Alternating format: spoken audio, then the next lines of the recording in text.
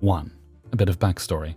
I'm a forklift driver in a logistics team at a factory for car parts. All in all, over 3 shifts, there are 24 forklift drivers in line feed, plus 4 management for the morning shift, and 3 general logistics workers for inbound and outbound deliveries, for unloading and loading, for morning and day shift. Of those 31 members of the logistics team, 28 are smokers, including myself. Especially in line feed, it can be extremely stressful. If several lines run dry for a component at the same time, which happens a lot due to the codependency on parts. Parts go from line A to B to C to quality control to shipping, so we take some breaks when we need it, and there is time for that. A general rule at my work is if you can smoke, you have time. And everyone is following that rule. No one goes smoking if lines are empty or during general busy hours. And we got really efficient at that. No one in the team is smoking for more than maybe 2 or 3 minutes at a time. Literally just rush to the smoking area and inhale your dose of nicotine, then back to work. Last week, a factory-wide HR statement prohibited smoking, except in the designated break times, due to some of the lines repeatedly stopping because workers on the lines didn't bother to ask for someone to cover their machine during their smoke break. HR had enough, and the entire factory was from there on out prohibited to smoke, except during the designated breaks. So why am I mentioning that? Of course, because of the stressful nature of that job and HR demanding that it is simply not possible to have the entire factory at once having a break.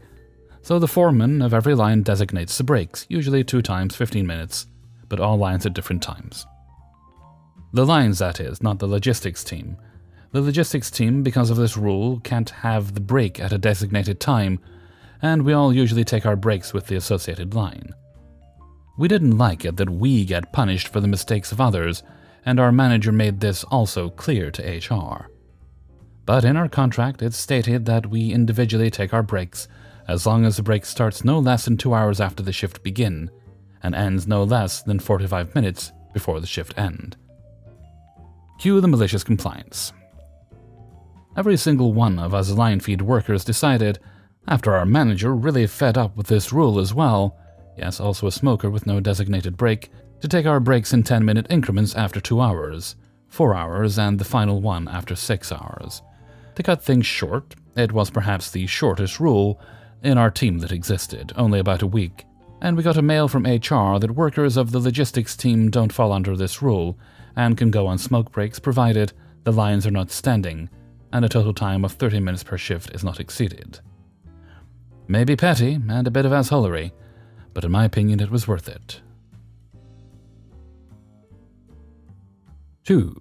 Back in 2019, I had just moved my long-term partner into my house due to a series of poor life choices on his end. It had been a rocky relationship for most of its duration, but I was young and dumb. I believed this was him wanting to commit and truly start our lives. By early 2020, we were engaged. I was a full-time university student, sole caretaker for my mentally disabled mother, and taking care of the house and our pets. He worked a standard 40-hour week, minimum wage job and refused to help with any aspect of life. I found out on Christmas Day 2020 he had been unfaithful and had forgotten to tell me.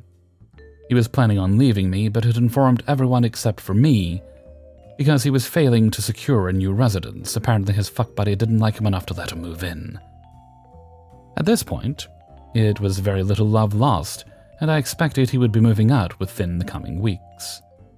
Fast forward 3 entire months, and his search for a living place was non-existent, and he was acting more and more entitled. Clearly by this point he is an unwelcomed freeloader who has taken up residence in my living room. I was about to secure an eviction notice to get him off my couch. He began swiping Tinder with his phone volume loudly on.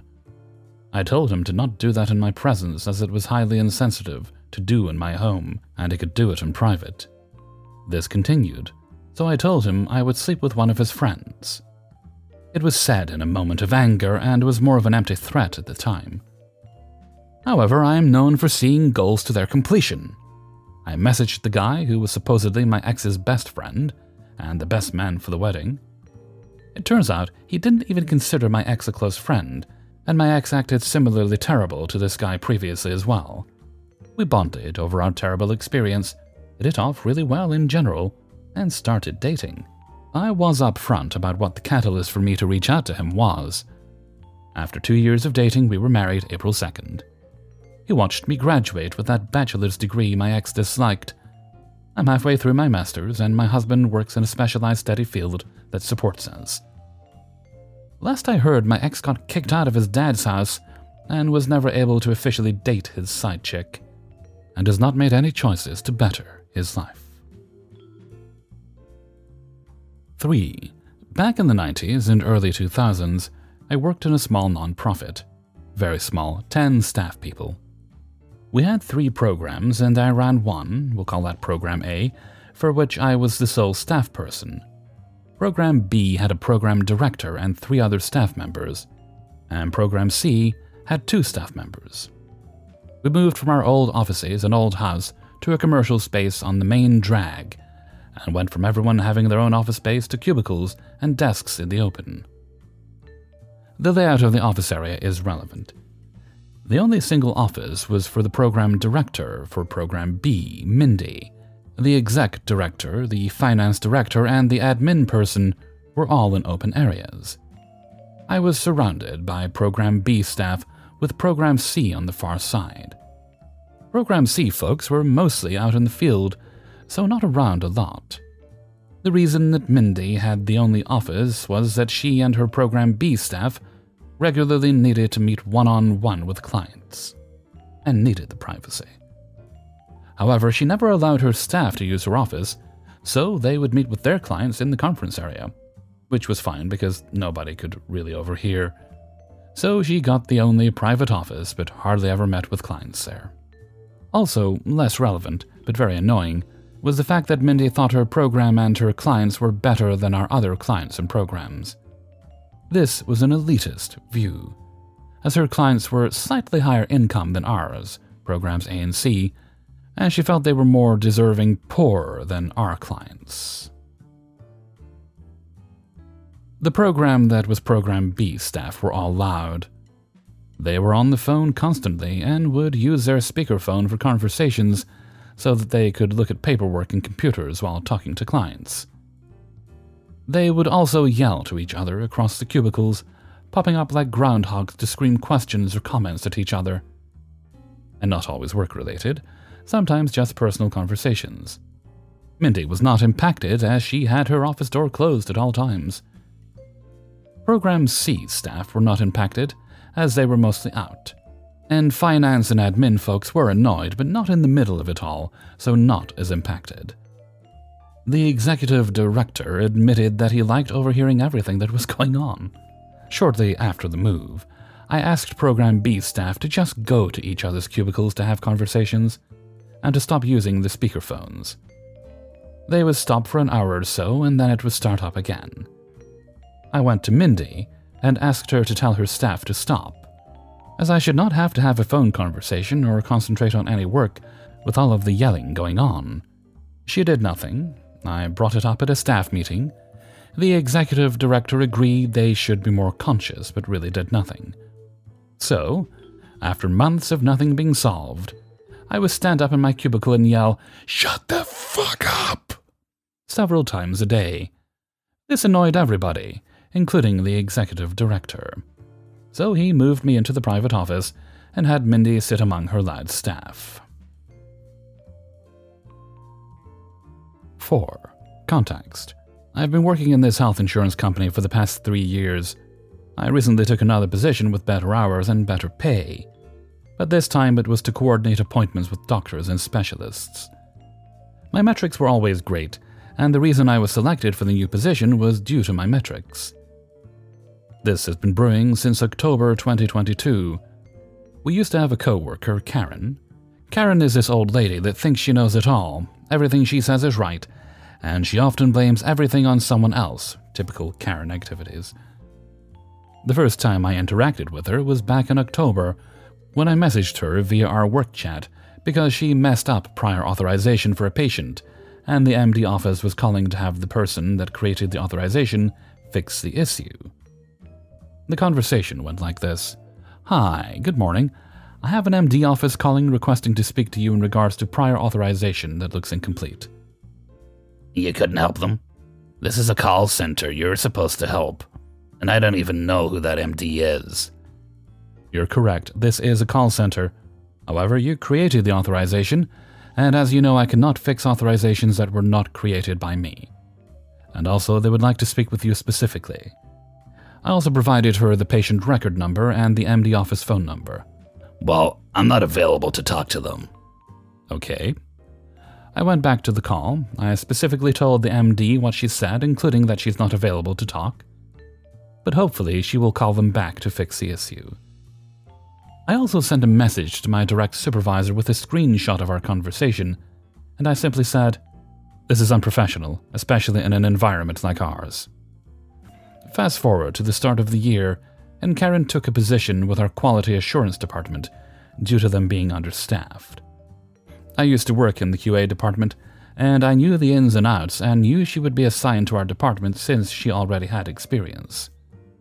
Context: our quality assurance scores us from 100, and if we miss something we get points deducted. Example: miss HIPAA, -20, give inaccurate info, -10, don't advise people for survey, -5, etc. In January comes my first bad score in 3 years in the company, and it was a 56%. I was astonished because it's the first time I've had a bad score. But I also make sure this was correct. Our company gives us the choice to listen to our calls just to be sure, in case the quality agent made a mistake. I listened to my calls and I did everything right. I completed the information, provided good service, and asked if they needed assistance with anything else and provided a closing script. On the quality note, it was stated that I didn't offer any help and that I didn't even complete HIPAA. I sent it to my supervisor and he stated that when I offered the closing script, the patient asked something, and I reply and disconnected the call. Okay. I still said the closing script and the question and my answer lasted literally 5 seconds. My supervisor still went to her and managed to fix the score to 95% because she felt like I didn't provide a survey. If someone has worked in a call center, you know that metrics are everything, and one bad thing will quickly not get your monthly bonuses. And on top of that, we get our asses handed to us by management because if we don't achieve the metrics, they also don't get bonuses. I took screenshots of our conversation and saved it in a file, then sent it to my personal email since I know our IT department is known for deleting anything that is not a working system or appropriate. Fast forward 3 days ago, or April 18th, I had received several scores ranging from 85 to 80%, and only one 100% score. The 100 score I received because Karen wasn't the one who audited my call, and the other person found everything all right. But the 85% looked fishy. Since the first thing you see is the patient name, I quickly remembered the call because the person was funny and I enjoyed the call. I listened to the call and of course I did everything perfectly.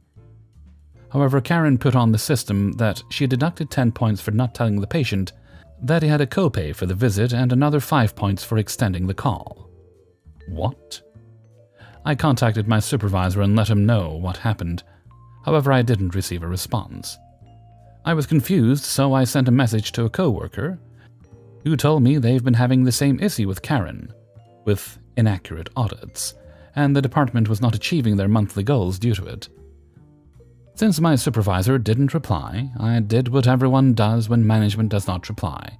I messaged Karen, and I sent her a message that just said, "Hey, I've seen some inaccurate audits, and I would like to know if you could recheck them since I listened to the calls and everything was done properly." The reply I received was, "All audit scores are final and it cannot be appealed."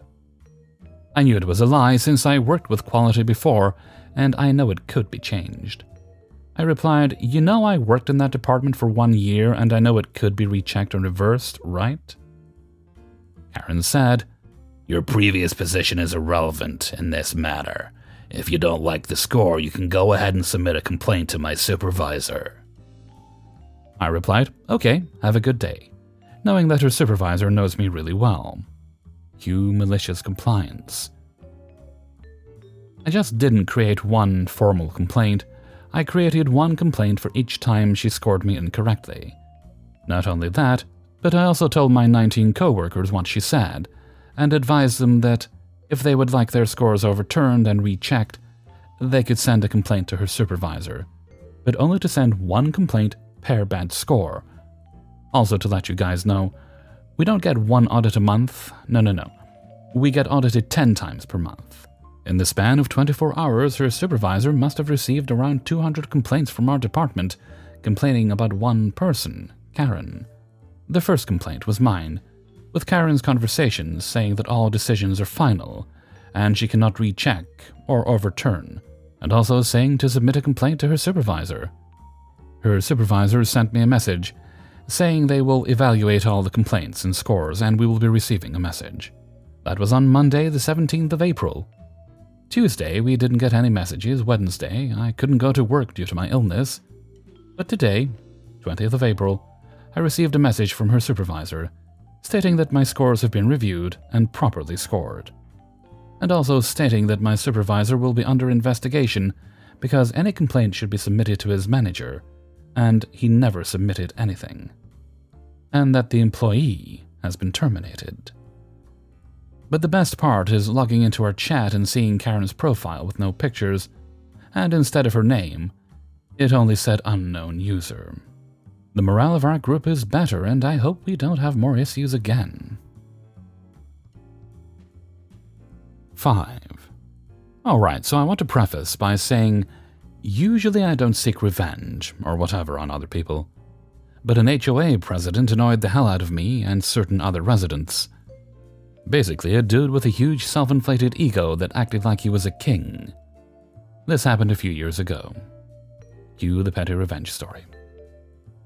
So I basically moved into this HOA nightmare, because the area was great at first, low crime, well-maintained yards, and most of the potential future neighbors at the open house had commented about fun monthly community events, some holiday-related.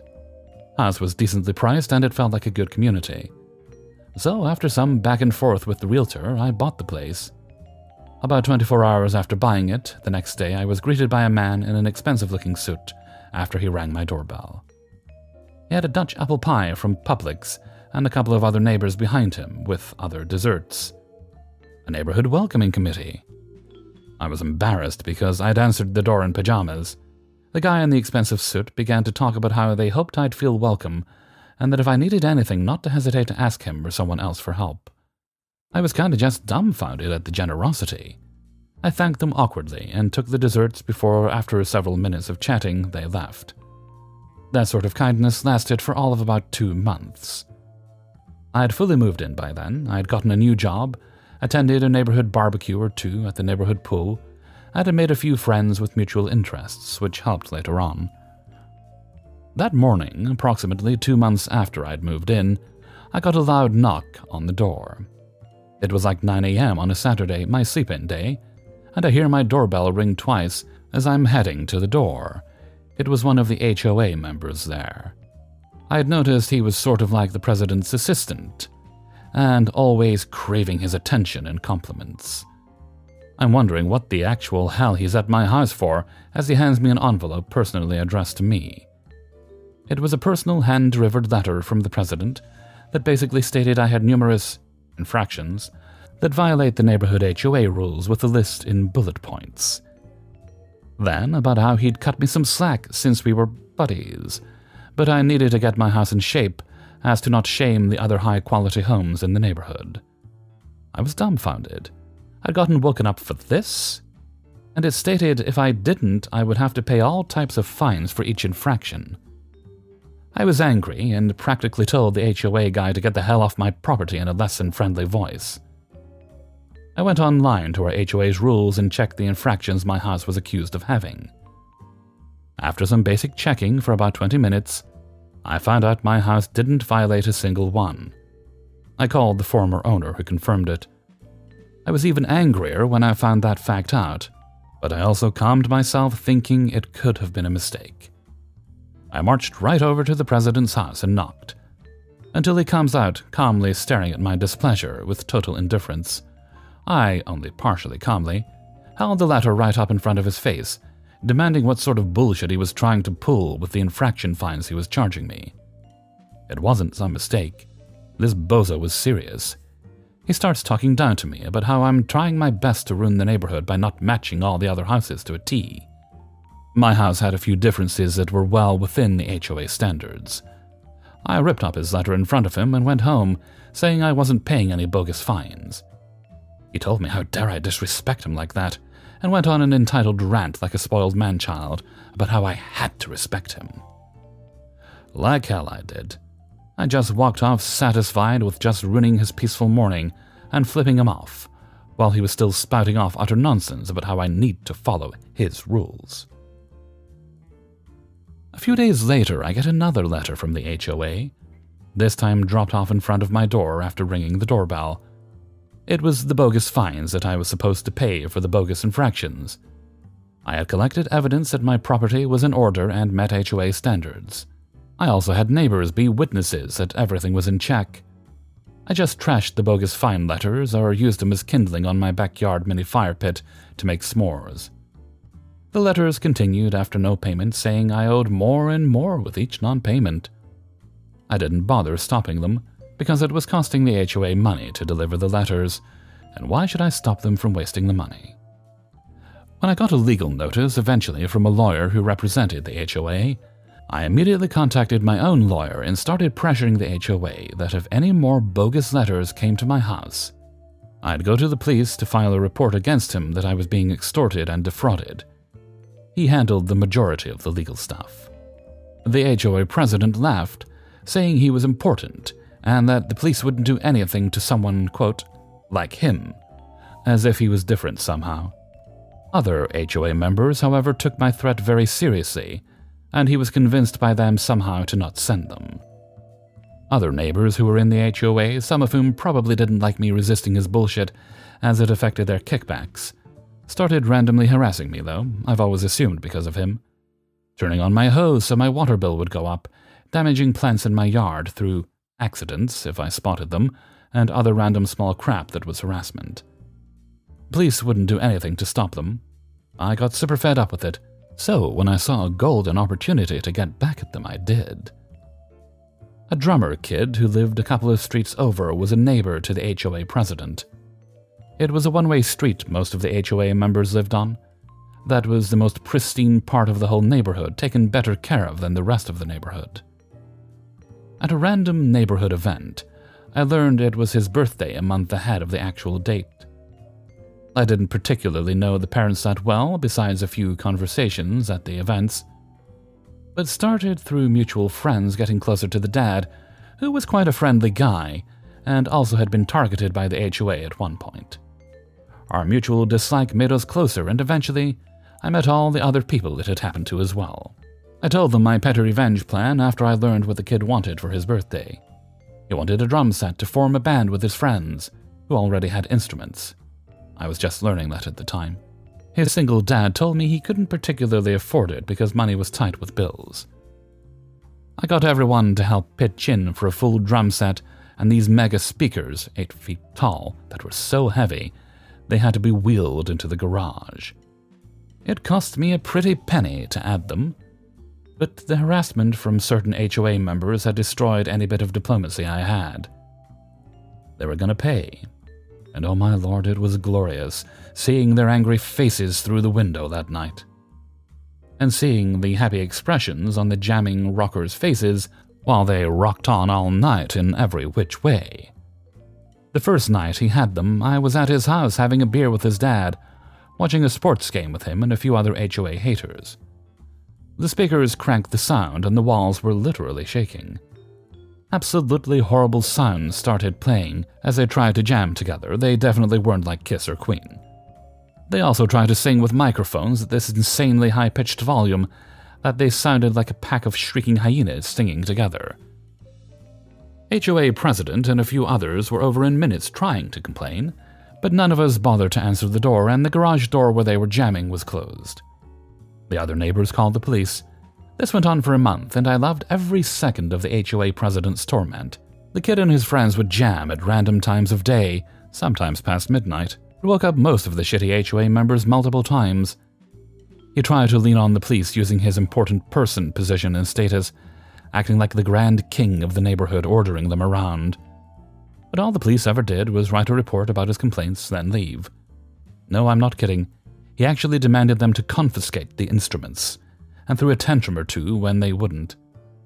Eventually, the band just started playing during the day, after that month, and enough noise complaints to be an issue happened. I do regret the fact innocent other neighbors on that street got woken up, but the vast majority of them were HOA people on kickbacks in a cul-de-sac. The lack of sleep on random nights started making HOA members miserable. It was a domino effect of disaster. It especially affected the HOA president, who wasn't re-elected for any position when the time for new leadership came because his tantrums were even worse without proper sleep. He didn't get the kickbacks he was receiving from being president either, which was an added revenge bonus. The new president was someone the HOA haters, including me, elected to actually change things. And she really did. She improved the safety of the neighborhood, she got rid of the shitty HOA members who got kickbacks, and added new facilities with the freed up funds not being misused for everyone to just generally enjoy. Playgrounds, basketball courts, and a small soccer field. When he eventually learned I gifted the drum set, he got so annoyed that he tried to guilt me with everything I'd done to him. I acted all innocent, like I was just fulfilling a kid's wishes for a drum set. Truth be told, I didn't feel any guilt, period. Especially since he yet again started trying to legally threaten me again with bogus legal things, saying I'd be homeless by the time he was done. Until I shut him up by calmly saying with a Cheshire cat smile, if he ever did anything, I'd have a lawyer file a case against him, for not just me, but anyone he tried to extort with a huge lawsuit. Even if it lost, it was a bad image for him to have, and he'd never have a chance at the HOA presidency again. And I also casually mentioned that, as well as it would be such a shame if he ended up in a jumpsuit. He got the implications pretty clearly after that comment, so I didn't hear anything from him like that ever again. Which was completely fine with me. His wife filed for divorce within a year later. Some of us just assumed she got the house because he's no longer there. No one knows exactly why they broke up, but a lot of us have our own guesses we've gossiped about in secret. I'm guessing it was his sparkling personality, or maybe the fact that someone told her about his activities. Regardless, I don't miss him or the former HOA members, who don't do that petty shit anymore. Several of them apologized, and I'm not going to hold it against them. Life is a way to hold on to stupid shit in the past. Hey everybody, Hellfreezer here, and thank you very much for listening to Revenge is Ice Cream, episode 253. And thank you very much to everybody who allowed me to use their stories in this video. Before you go, I would appreciate it if you pressed the like button, as it helps the channel get more recognition in search results and recommendations and so on. Right, moving on from that, no other business, so let's move right along to Hellfreezer's question of the day. And today's question is, do brand names matter? Or do they always matter? Now, it might just be me, my taste buds changing as I get older, but a lot of things that have the name on them, doesn't matter what it is, not as good now as they used to be. It doesn't, footing, food, clothing products, all that sort of thing, just not as good as they used to be. I do sound old. Ah, well, I'll make my peace with it. But if I try the non-brand name alternatives, some of them are actually quite nice. So, do brand names matter, or do they always matter? I think they matter less now in the world than they used to. I think there was a point in time where a brand name was the thing. There weren't really a lot of cheaper alternatives. And so you knew what you were getting with a particular name. Or if there were cheaper alternatives, they weren't good. But there's so many things. For anything you buy, for almost anything you buy, there'll be a store brand version. Or if there's not, if it's a new kind of product, very quickly there will be a cheaper alternative on the market. And it might be better. It might be just as good. It could be worse. But you got to try them to find out. So, I don't think they matter as much as they used to, but please do let me know what you think in a comment below. And I'll just say, I think they matter if they want to sponsor me, so Audible, if you want to get on this shit, you know, Call me. We'll make a deal. Right. Anyway, with that, I'm going to head off for now. So until next time, thank you very much for listening, and take very good care of yourselves.